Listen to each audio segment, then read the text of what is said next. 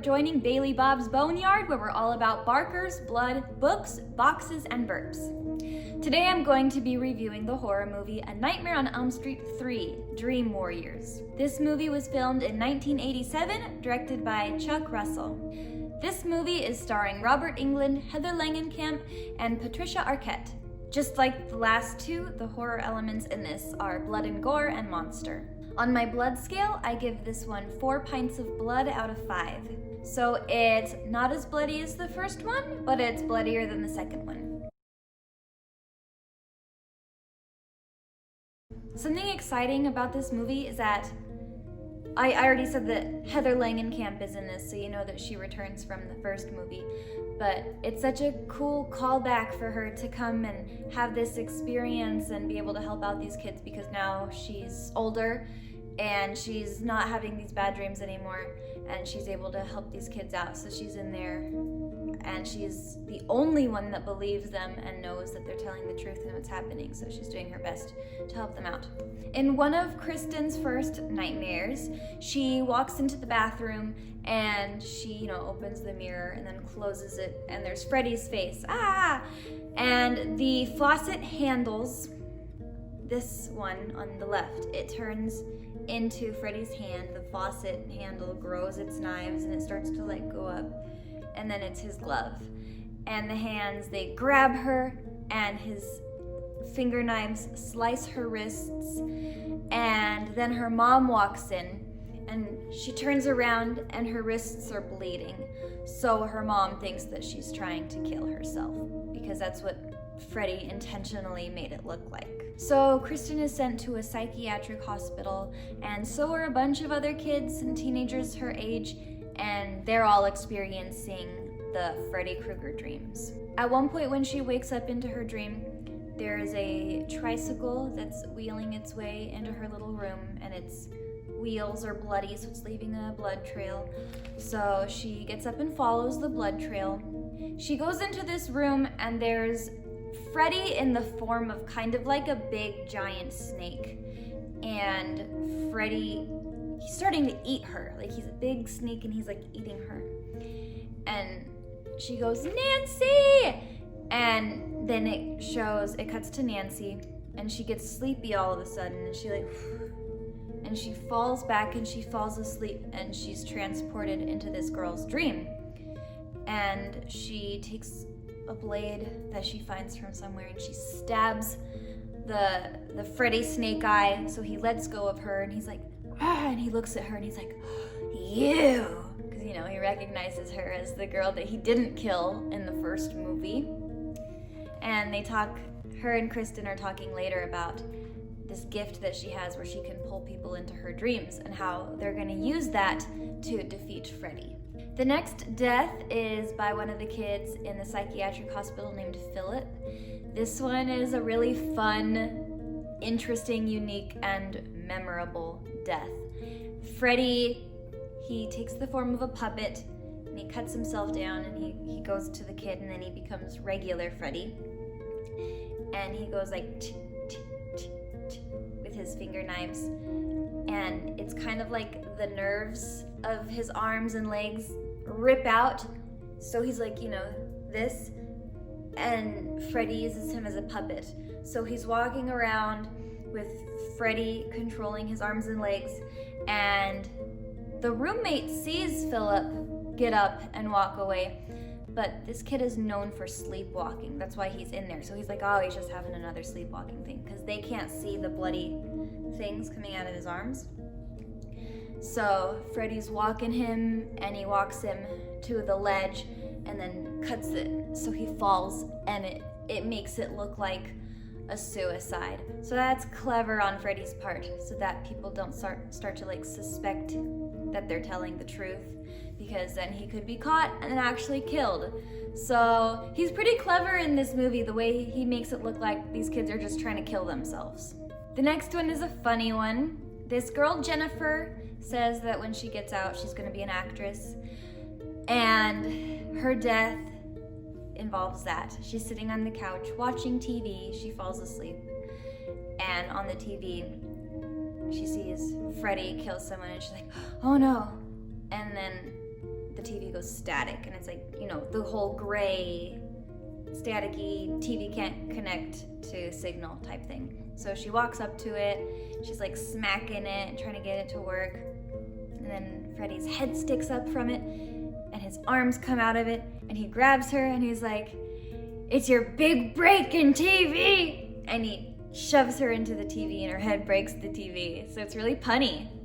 And then she's hanging and dangling with her head from the TV because the TV's kind of taller up and she's kind of shorter. So he had to, like, you know, lift her to stick her head in the TV. So she's dangling from the TV now.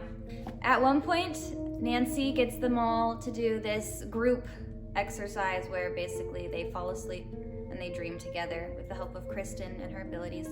And Joey, he's mute. He walks off because, you know, they're dreaming, and Freddy uses the hot nurse to lure him away from the group. So he follows the pretty nurse thinking he's gonna get some. And then she turns into Freddy. And they're making out for like a second, and then her tongue shoots out of her mouth 4 times and ties up his wrists and ankles to the bed. And then Freddy's like, feeling tongue-tied. Get it? Because his tongue's tied him and because he's mute. I thought that was so funny. So eventually the big group wakes up, except for Joey. He's in a coma now. And Nancy goes to visit him. And she's like, let him go. Like to Freddy. She's like, let him go, Freddy. And then his jacket coat thingy rips open, and Freddy starts to cut the words, "Come and get him," B word. And she's like, oh. The next nightmare that Kristen has is it resets to the beginning of the movie when she's about to go to sleep and her mom is there. But instead, it twists to where her mom is yanked out of the bedroom by Freddy, and then Freddy grabs her head and he ripped off the mom's head, and the mom head is like still talking even though it's decapitated. It's funny.